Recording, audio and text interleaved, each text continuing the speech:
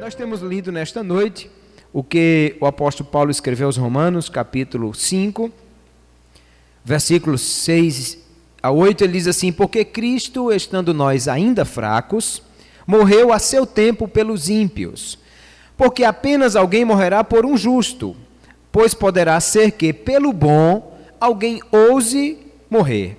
Mas Deus prova o seu amor para conosco, em que Cristo morreu por nós, sendo nós ainda pecadores.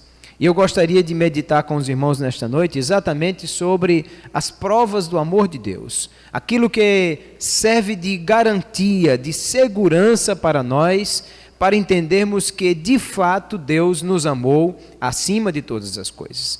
O versículo mais conhecido das Escrituras, alguém chama de o texto áureo das Escrituras, certamente é o versículo que encontra-se no Evangelho de João, capítulo 3, versículo 16, e todos os crentes conhecem esse texto, certamente poderiam citá-lo decorado. Ele diz: porque Deus amou o mundo de tal maneira que deu o seu Filho unigênito, para que todo aquele que nele crê não pereça, mas tenha a vida eterna. Ele está dizendo: Deus amou de uma maneira tão extraordinária, de uma maneira tal, ou seja, de uma forma tão grande, Ele nos amou, que deu o seu Filho por nós.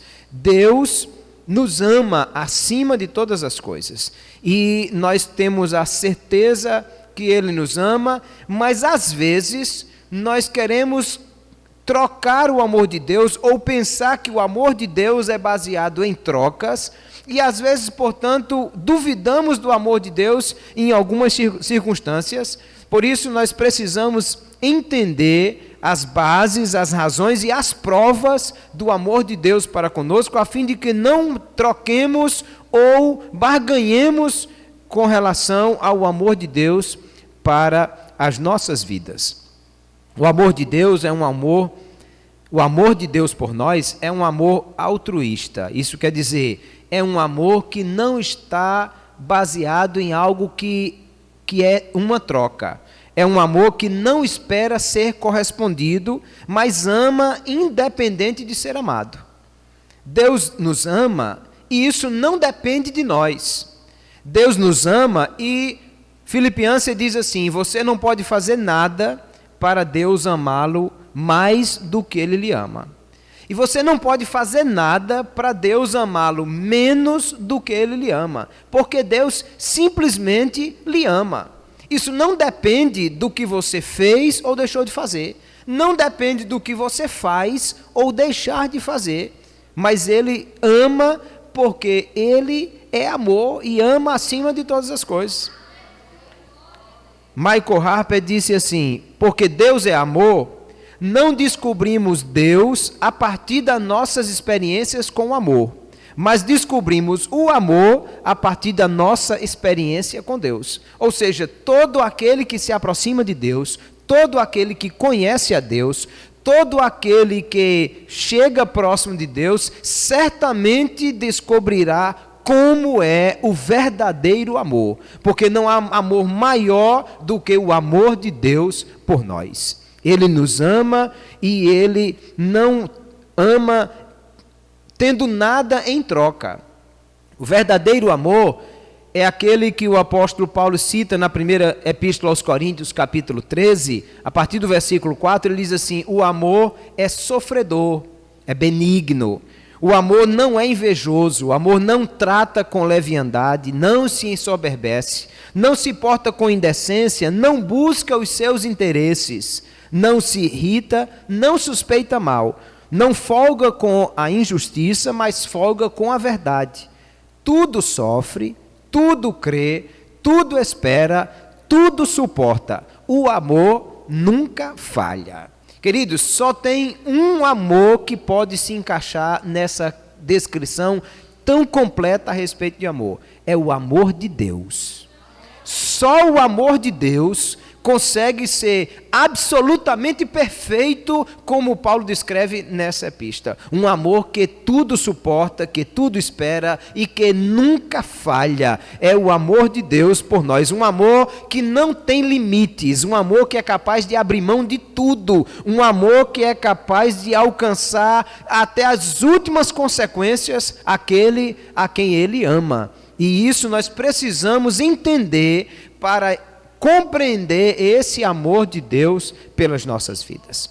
A primeira prova do amor de Deus, ou a primeira manifestação do amor de Deus para conosco, foi a encarnação de Jesus.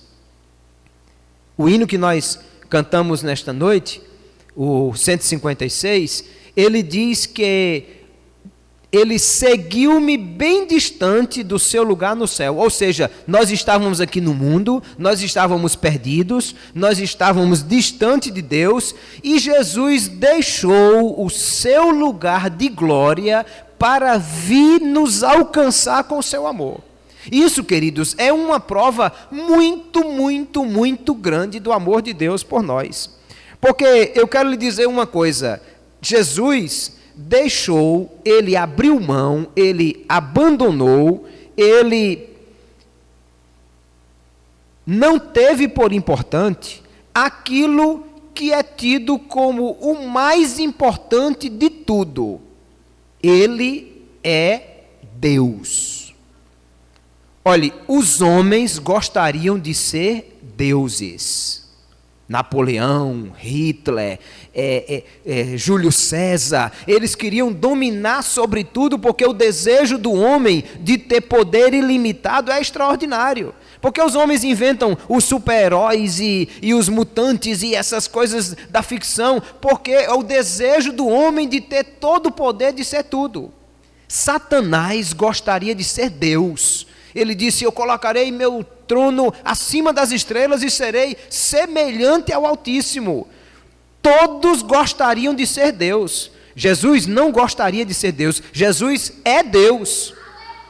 Mas para que você entenda que Ele nos amou acima de todas as coisas, o apóstolo Paulo escreve aos Filipenses capítulo 2, ele diz assim a partir do versículo 3, nada façais por contenda ou por vanglória, mas por humildade. Cada um considere os outros superiores a si mesmo. Não atente cada um para o que é propriamente seu, mas cada qual também para o que é dos outros.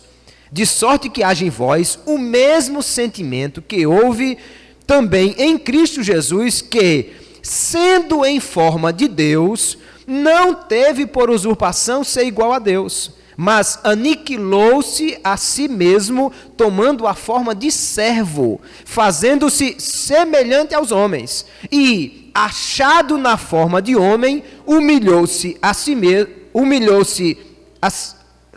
mesmo, sendo obediente até a morte, e morte de cruz. Você sabe o que ele estava dizendo?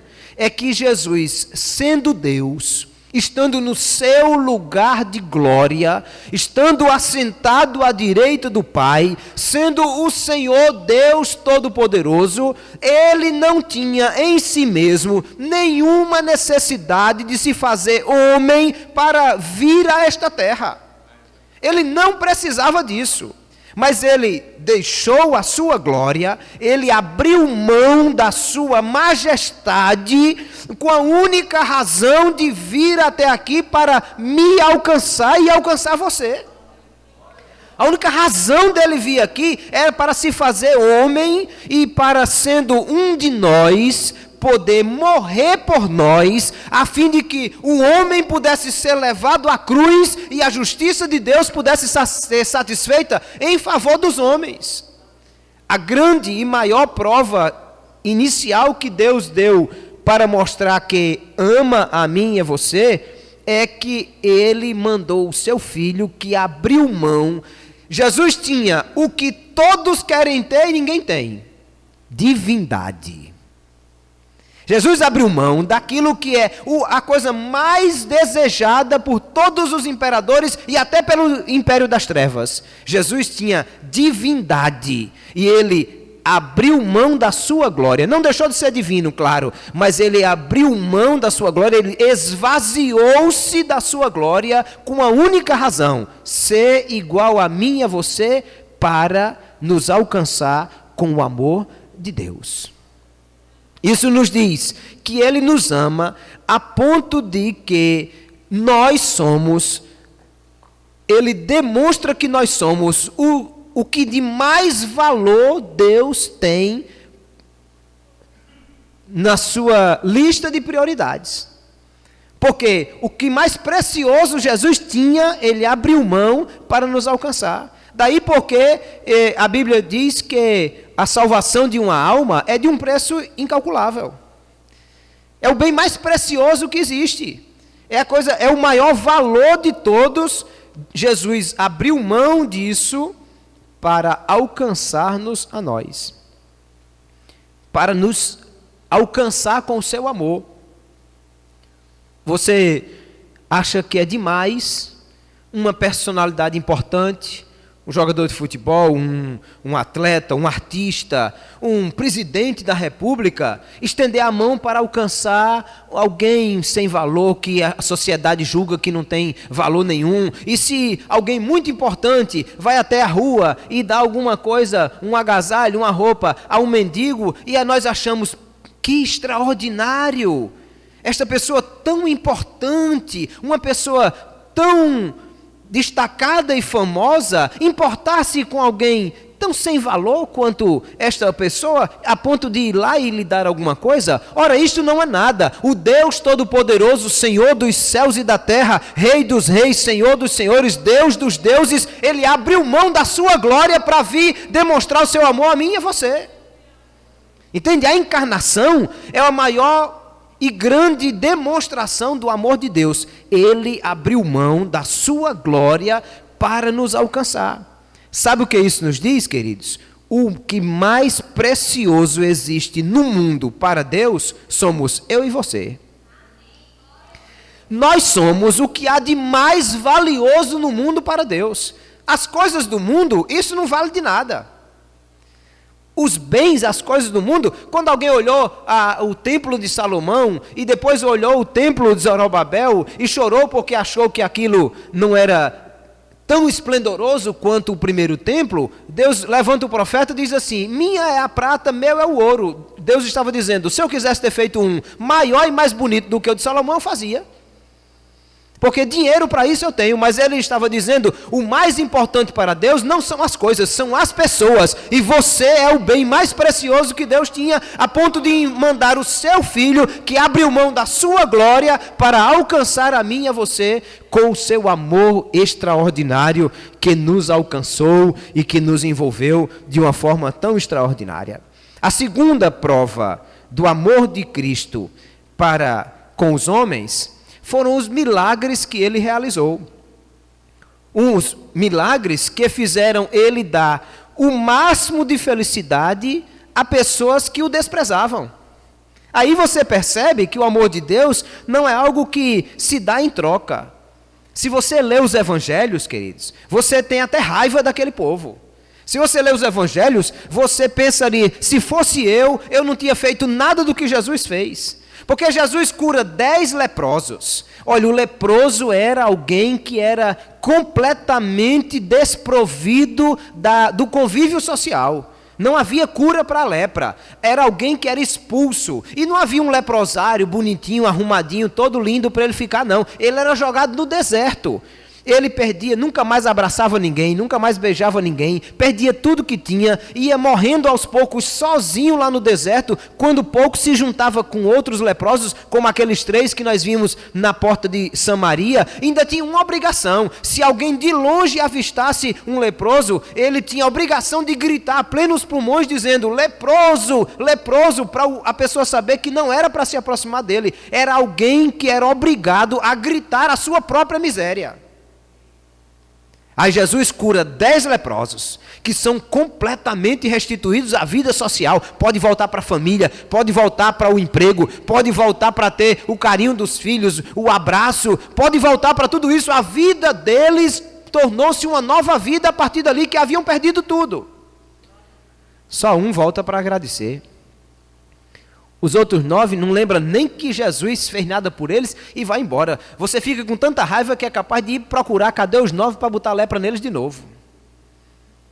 Mas Deus não, porque Deus ama até aqueles que lhe desprezam. Jesus faz uma viagem, atravessa o mar, vai para o outro lado do mar da Galileia, só para alcançar um homem que era terrivelmente endemoniado. Alguém que vestia roupa nele e ele despedaçava, ele arrancava corrente, ele rasgava, vivia nos cemitérios. Era um homem terrivelmente aprisionado pelo diabo. Era alguém que estava terrivelmente castigado por uma possessão maligna que lhe dominava completamente. Jesus atravessa o mar, vai para o outro lado e o que Jesus faz? Expulsa o demônio daquele homem, ele é transformado. Quando a multidão daquela cidade chega e encontra o homem vestido, sentado nos pés de Jesus, ouvindo o que Jesus tinha para ensinar, se fosse nós aqui diríamos, glória a Deus, aleluia, que coisa linda, um homem foi transformado, Jesus, vamos ver se tem mais gente para o Senhor transformar também e fazer algo extraordinário para nós. Eles olharam para Jesus e disseram, Senhor, é melhor o Senhor ir embora, não é bom o Senhor ficar aqui não. Expulsaram Jesus da terra deles. Se fosse eu e você, talvez fizesse como aqueles outros que dizem assim, vou bater o pó aqui para lançar desprezo sobre esse povo, porque eu nunca mais quero vê-los aqui. Jesus não. Jesus ama. E o amor de Jesus não é nada que se dá em troca. Ele viu uma multidão.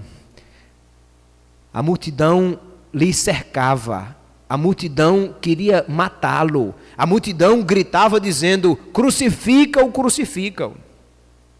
E ele é capaz de, esticando os braços de muita dor que atravessava todo o seu organismo por causa dos cravos que lhe feriam, e ele tinha que fazer esforço para deslocar as costas da cruz e olhar para a multidão, e aquela multidão que o desprezava, que o queria vê-lo crucificado. Ele olhou para aquela multidão e disse assim, Pai, perdoa-lhes, porque não sabem o que fazem. Ele amava aqueles que ele desprezava. Ele amava aqueles que rejeitavam. Ele amava aqueles que o crucificavam. Entenda, queridos, o homem é mau. O homem é tão mau que a primeira vez que o homem teve a oportunidade de pôr a mão em Deus, ele o matou. Mas Jesus, ainda assim, amou esse homem acima de todas as coisas. O evangelista Marcos, no capítulo 6, versículo 34, ele diz assim, Jesus saindo viu uma grande multidão e teve compaixão deles, porque eram como ovelhas que não têm pastor, e começou a ensinar-lhes muitas coisas. Ele é capaz de atender às necessidades até daqueles que lhe desprezam. Sabe por que alguém vai para um centro de romaria e faz uma promessa a um ídolo, a idolatria, e mesmo assim ainda é curado muitas vezes por causa da sua fé? Porque Deus ama tanto as pessoas que às vezes Ele atende à necessidade até daquele que adora outros deuses. Porque o amor de Deus não é uma coisa que se dá em troca. Ele não está dizendo, eu vou amar só quem presta. Jesus disse, Deus ama tanto que Ele manda o sol sobre justos e injustos. E a chuva também é para todos. Jesus podia escolher, chove na terra do crente e a do ímpio torra. Abençoa o crente e o ímpio morre duro do lado dele. E assim eu vou só aquele que é bom. Não, é não. Porque o amor de Deus é um amor incondicional. Ele não escolheu amar um e desprezar outros, não. Ele amou a todos. Ele disse, ele amou o mundo de uma maneira tão extraordinária que alcança a todos eles. Por isso, queridos, que nós não devemos pensar que Deus nos ama em dias que nós estamos bem e que Ele não nos ama no dia que não estamos. Ah, mas hoje eu fiz uma boa ação, hoje eu fui para o matutino, e acho que Deus hoje me amou demais. Pensa no homem que está me amando hoje, é Deus, porque hoje eu fui para o matutino, hoje eu ajudei o irmão, hoje eu fui para o ensaio, hoje eu fui para a evangelização, hoje eu fui uma pessoa boa para o mundo, então hoje Deus está me amando muito. Aí amanhã eu falhei nisso ou naquilo, ou alguma coisa que eu fiz que desagradava a Deus, aí eu penso, ai, ninguém me ama, ninguém gosta de mim, faz igual o personagem do desenho animado, ó vida, ó céus, ó azar. Deus não me ama mais porque eu sou isso ou eu sou aquilo. Deus não lhe ama pelo que você é ou pelo que você deixa de fazer, porque Ele ama sempre. O amor de Deus não se acaba por causa do que eu faço. Logo, eu não posso barganhar com Deus achando que eu vou ser melhorzinho para Ele me amar mais, porque Ele já me ama com todo o amor que alguém poderia amar. Não tente barganhar com Deus achando que você vai ser melhor para Ele lhe amar mais. Ele já lhe ama do jeito que você é. E Ele lhe ama tanto do jeito que você é, por isso que Ele não deixará que você permaneça do mesmo jeito. Aqueles que desprezaram a Jesus, aqueles que o abandonaram, ainda assim Jesus amou do mesmo jeito. A terceira prova do amor de Jesus para conosco era o seu relacionamento com os pecadores. Porque eu, um homem distinto e que quero ser santo, não me misturo com certo tipo de gente, não. Era assim que pensava o fariseu. O fariseu diz, eu não misturo, eu não sou com certo tipo de gente. Ó Senhor, graças te dou, que não sou como os demais. Os demais homens eram assim, eu santo, e os outros são os pecadores. Eu não, eu jejuo 2 vezes por semana, eu dou o dízimo. Eu sou crente, esse gentalha que tem aí não. Era assim que o fariseu pensava. As demais pessoas. E Jesus não, Jesus se envolve com aqueles que são capazes de manchar a sua reputação. Talvez eu e você dissesse assim, eu não vou evangelizar prostituta não. Vai que alguém me vê conversando com uma prostituta no meio da rua. Aí vão logo dizer, eu vi o pastor Cláudio com uma prostituta.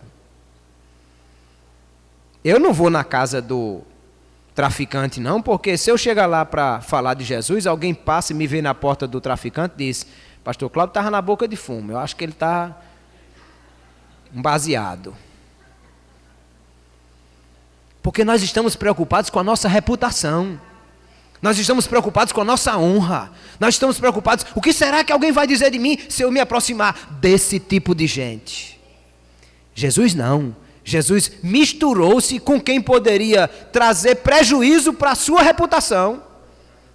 Jesus vai na casa de Zaqueu, e Zaqueu era um publicano. Entenda que o publicano é um pária da sociedade. Todos desprezavam o publicano. O fariseu orava dizendo, graças te dou, Senhor, porque eu não nasci publicano. Porque o publicano era um judeu a serviço do inimigo. Ele trabalhava para o Império Romano, cobrando impostos, tirando do seu próprio povo para dar e enriquecer o inimigo. Logo, o publicano era a terceira pessoa depois de ninguém.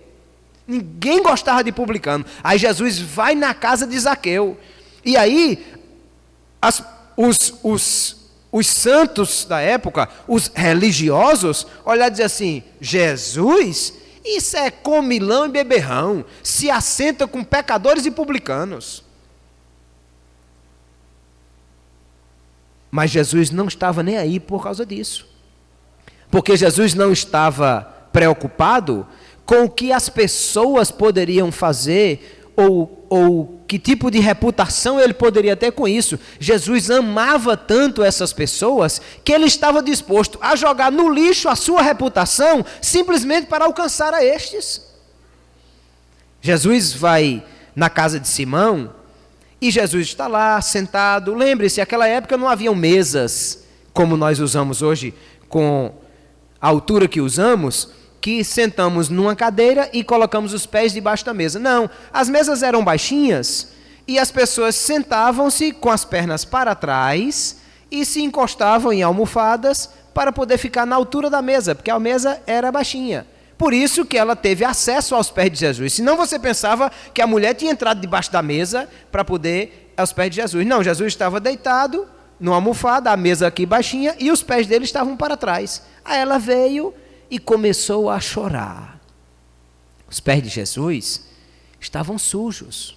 Porque naquela época, as estradas não eram pavimentadas como hoje. não haviam calçadas, havia poeira, havia lama, havia sujeira, havia muitos veículos de tração animal, e os animais lançavam os seus dejetos nas ruas mesmo, então aquilo se juntava aos pés, porque também ninguém usava sapatos fechados como nós, eram tiras de couro enroladas aos pés. Logo, os pés de Jesus estavam sujos. Sujos de areia, sujos de lama, sujos de poeira, sujos de dejetos de animais, sujos de tudo que poderia ter na estrada. E era comum para uma pessoa que queria receber bem os seus visitantes, que ficariam com os pés expostos quando sentados à mesa, que lhe oferecesse água para lavar os pés quando ele chegava à sua casa. Mas naquele dia não lhe foi oferecido nada disso. E Jesus sentou-se à mesa. Aí lá vem uma mulher. O texto diz, uma mulher pecadora. Ela vem e começa a chorar. E começa a chorar. Queridos, não era assim, uma lágrima que escorreu aqui e fez... Acabou essa lágrima, não. Era muito choro, porque ela lavou os pés de Jesus com as lágrimas. Mas é claro que você há de imaginar que aquilo não ficou bem lavado. Então o que é que ela fez? Ela pegou o seu cabelo. Você percebe que o apóstolo Paulo escreve aos Coríntios dizendo que a glória da mulher está no seu cabelo. Então ela pegou aquilo que poderia ser a sua glória. Ora, quanta gente gasta dinheiro com shampoo, condicionador, creme e faz chapinha e aplica isso, aquilo, outro e tal. Por quê? Porque é o cabelo, é a beleza que a mulher quer exibir, quer mostrar, quer ter sempre sobre si o cabelo. Aí a mulher pega esse cabelo e lambuza nos pés sujo de poeira, de lama, de tudo que tem ali, misturado com lágrimas, ela enxuga os pés de Jesus com o cabelo e começa a beijar. Aí o fariseu olha assim e diz, se esse homem, ele pensou, se esse homem fosse profeta, se isso fosse crente mesmo, ele saberia quem e qual era essa mulher. Veja, ele está dizendo, ele saberia quem é a pessoa e que qualidade de mulher é essa. Eu não queria nem ela perto de mim. Aí Jesus olha para a mulher e diz assim, mulher, perdoados estão os teus pecados. Vai em paz. Olhou para Simão dizendo assim, Simão, eu acho legal, eu chego na tua casa e tu não me oferece nada. Olha o meu pé sujo. Por quê? Porque você não me ofereceu água, você foi péssimo anfitrião, Simão. Você não me deu água para lavar os pés. Mas essa mulher, que tu julgas tão pecadora, lavou os pés com as suas lágrimas e enxugou com os seus cabelos. Não me deste azeite para refrescar do calor da viagem e disfarçar o cheiro do suor, mas ela pegou um perfume caro e derramou sobre mim. Jesus estava dizendo, essa mulher, Simão, ela compreendeu que eu amo o pecador acima de todas as coisas. E você não entendeu isso, Simão. Ele disse, Simão, quem é mais amado? Ele disse, quem é mais perdoado? Então, quanto maior o pecador, mais o amor de Deus sobre ele. Por isso que Paulo diz assim, aonde abundou o pecado, superabundou a graça.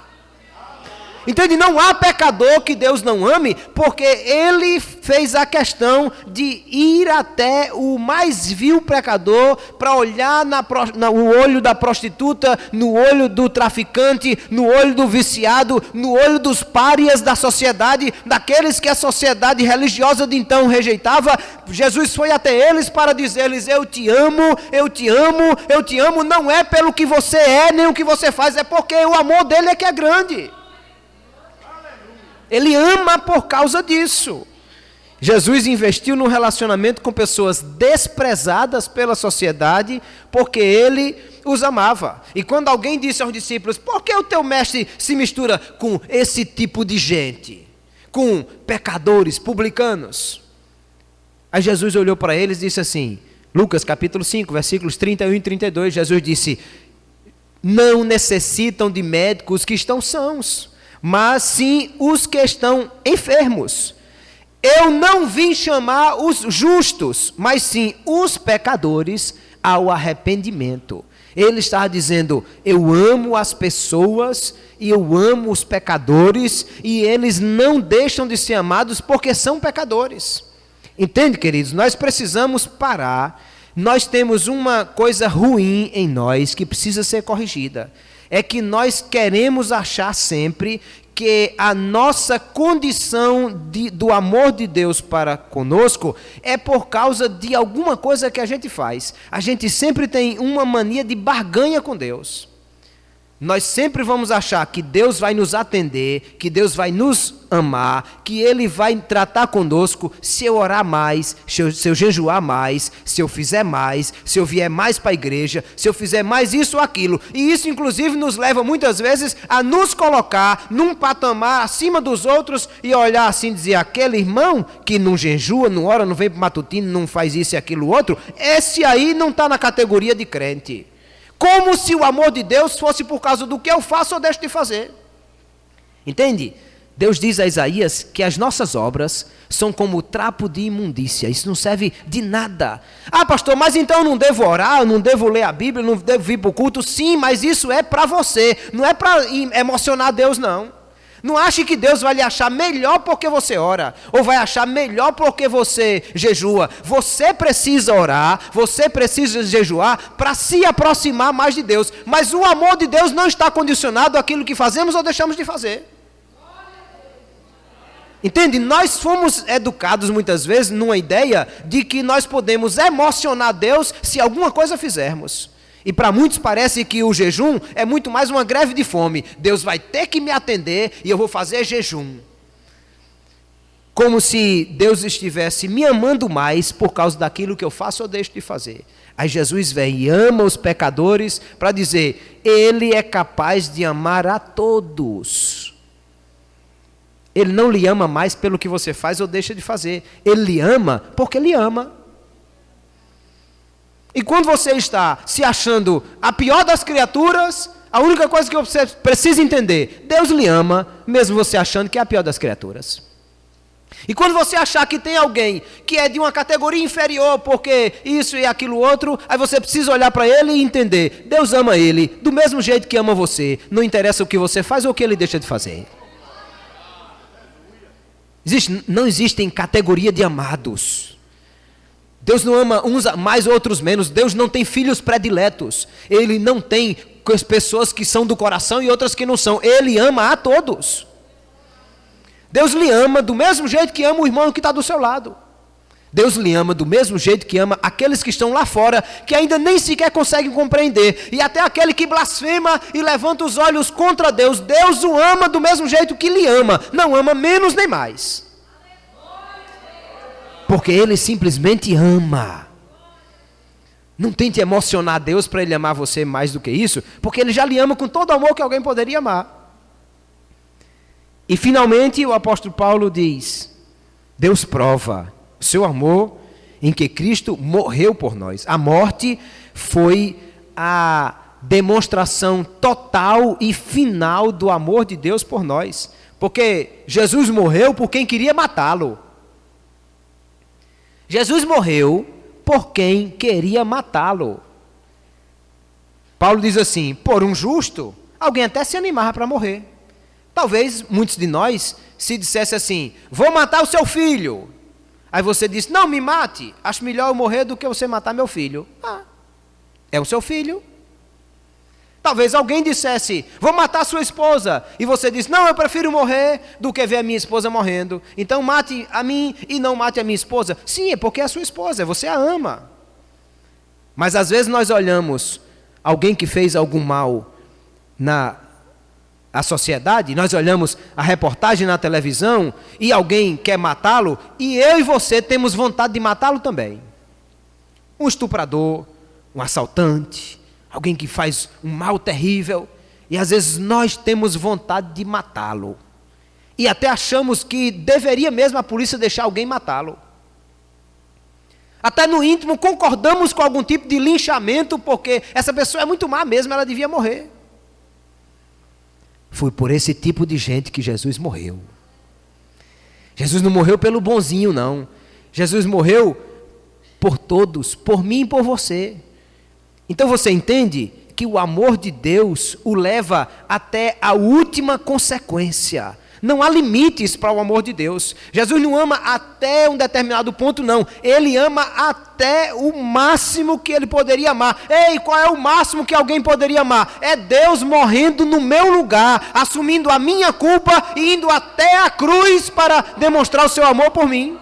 Ele disse, mas Deus prova o seu amor para conosco em que Cristo morreu por nós, sendo nós ainda pecadores. Quem era eu e você? Ora, é muito fácil de dizer. Jesus disse assim, quem não é por mim, é contra mim. Quem comigo não ajunta, espalha. Quem ainda não pertencia ao reino da luz, o apóstolo Paulo diz que ele nos transportou do reino das trevas para o reino do Filho do seu amor. Antes de estar no reino do Filho do seu amor, você estava onde? Você estava no império das trevas. Tiago diz que aquele que é amigo do mundo se constitui inimigo de Deus. Quando você não amava Deus, você amava quem? O mundo e a sua concupiscência. Quem ama o mundo e a sua concupiscência é o que de Deus? Ei, você não era bonzinho não. Ah, mas eu nunca fiz mal a ninguém, eu nunca matei uma mosca, eu nunca joguei uma pedra num gato, eu nunca fiz nada contra ninguém. Não interessa. Não é isso que define o pecador, não. O pecador é todo aquele que está afastado de Deus. Estando afastado de Deus, é inimigo de Deus e pertence ao reino das trevas. E Jesus veio para morrer por nós. Ele veio para morrer por mim e por você, para demonstrar que Ele ama completamente todos. O que é que faz alguém morrer pelo seu inimigo? O que é que faz alguém morrer por aquele que gostaria de matá-lo? O que é que faz alguém morrer por alguém que que o desprezava? É o amor de Deus por nós. Querido, entenda, Deus lhe ama. Ele ama acima de todas as coisas. E nós precisamos viver isso em nossa vida, no nosso dia a dia. Eu já falei aqui outro dia, mas vou dizer de novo. O pastor Shaw, no seu livro Orando como Jesus, ele conta de uma moça que um dia o procurou e ela mostrou ao pastor um punhal que levava consigo.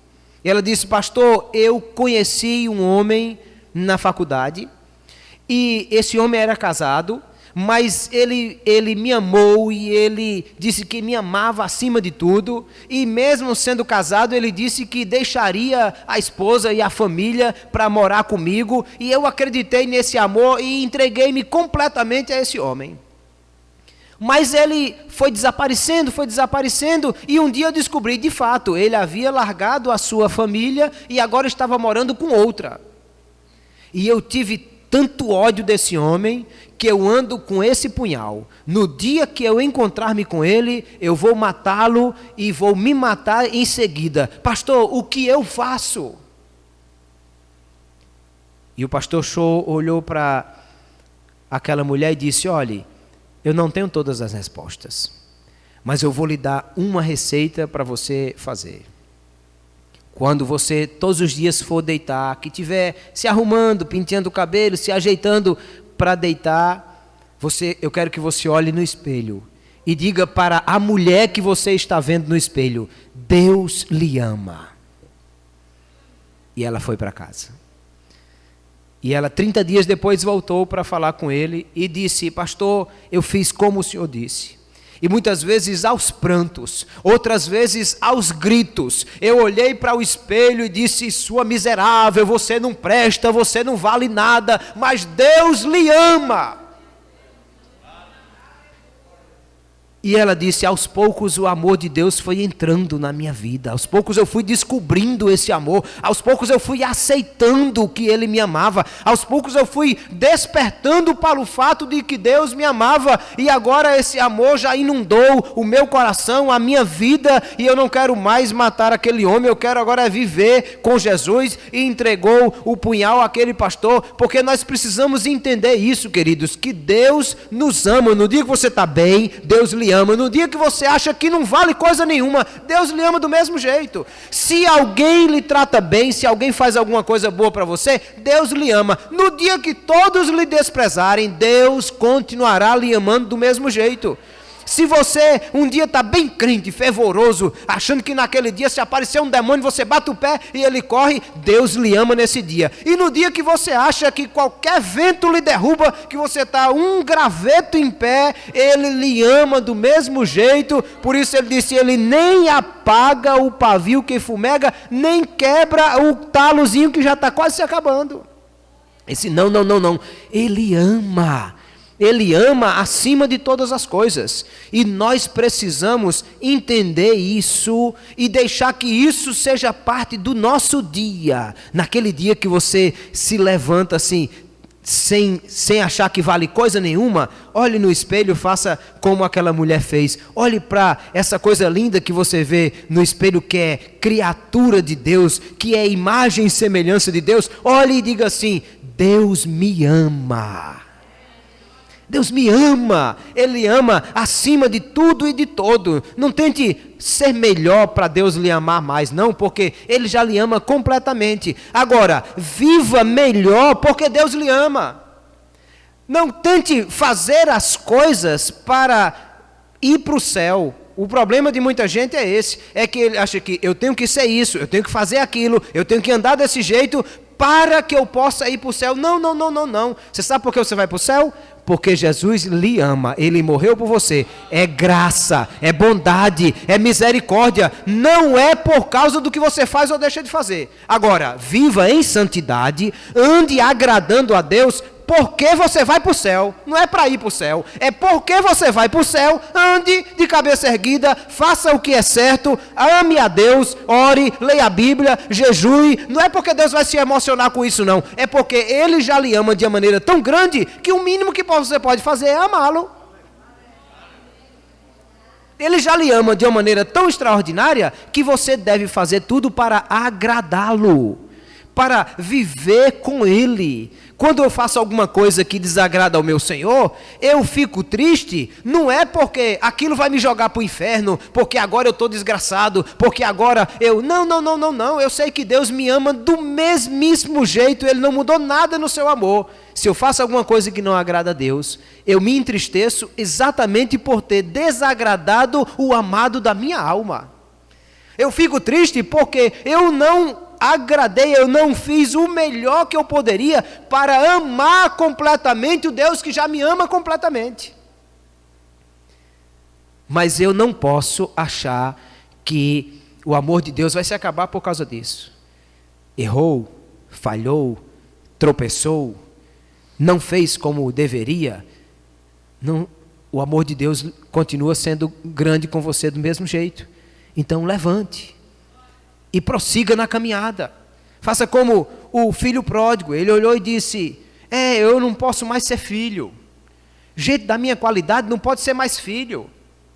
Ele não queria mais a casa do pai, ele não queria mais o amor do pai, ele não queria mais a companhia do pai, ele queria o dinheiro do pai, gastou tudo, foi-se embora, agora não tinha mais nada. Ele disse, gente da minha qualidade nem pode ser mais chamado de filho. Mas é o seguinte, eu vou lá pelo menos tentar arranjar um bico. Faça-me como um dos teus empregados, porque pelo menos ser empregado do meu pai é melhor do que ser alguém que está longe. E ele foi. Quantas vezes ele ensaiou aquele discurso? Quantas vezes ele pensou em dizer aquela mesma coisa? Ele disse, eu vou dizer para o meu pai, não dá mais, gente da minha qualidade não pode ser seu filho, mas eu quero pelo menos que o senhor me arranje, assine minha carteira. Homem, assine a minha carteira, me dê pelo menos um salário mínimo, eu já fico satisfeito. Aí quando o pai o viu de longe, o pai correu.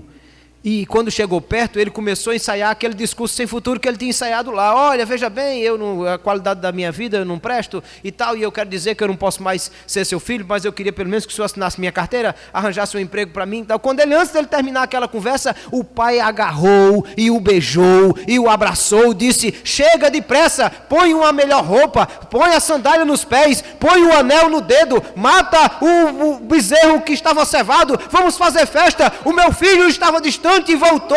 Ele estava perdido e foi achado, porque sendo ele errado, sendo ele falho, sendo ele distante, não deixou de ser filho, não deixou de ser amado, não deixou de ser querido do mesmo jeito.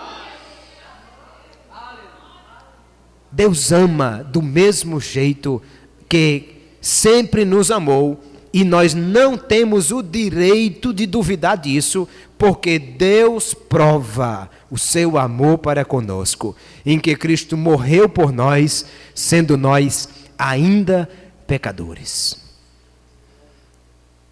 Por isso que há um antigo hino que nós cantamos, ele fala de Jesus na cruz,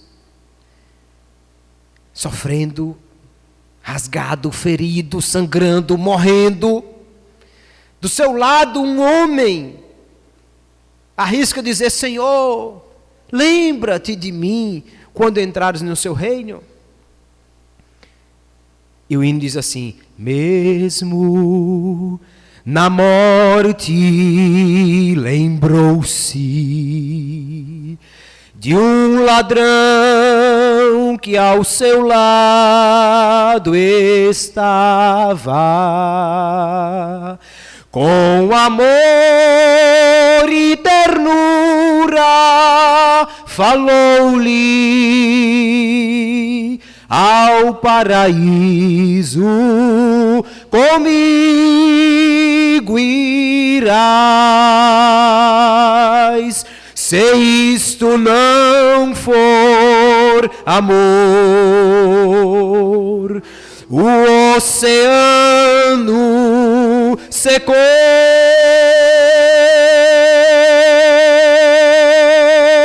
não há estrelas no céu,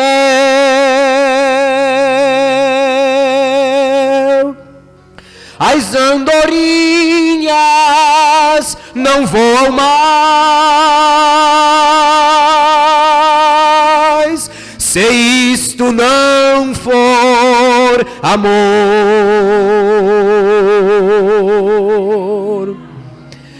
O céu não é real,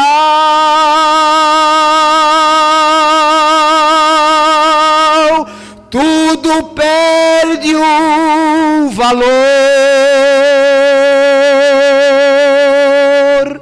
Se isto não for amor.